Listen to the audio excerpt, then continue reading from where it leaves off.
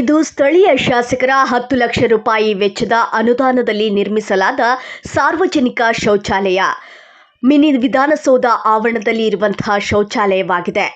ವಿಜಯಪುರ ಜಿಲ್ಲೆಯ ಇಂಡಿ ಪಟ್ಟಣದ ಮಿನಿ ವಿಧಾನಸೌಧದ ಆವರಣದ ದೃಶ್ಯ ಇದು.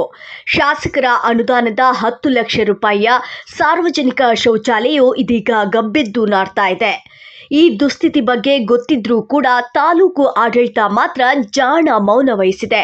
ಸಮಸ್ಯೆ ಬಗ್ಗೆ ಯಾವುದೇ ಕ್ರಮ ಕೈಗೊಳ್ಳುತ್ತಿಲ್ಲ.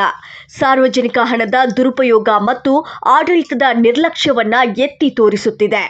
ಜನರಿಗೆ ಉಪಯುಕ್ತವಾಗಬೇಕಾದಂತಹ ಕಟ್ಟಡವು ನಿರ್ವಹಣೆಯ ಕೊರತೆಯಿಂದಾಗಿ ಬಳಕೆಗೆ ಅಯೋಗ್ಯವಾಗಿದ್ದು, ಈ ಬಗ್ಗೆ ಇಂಡಿ ತಾಲೂಕು ಆಡಳಿತ ಗಮನ ಹರಿಸದಿರುವುದು ಸ್ಪಷ್ಟವಾಗಿದೆ.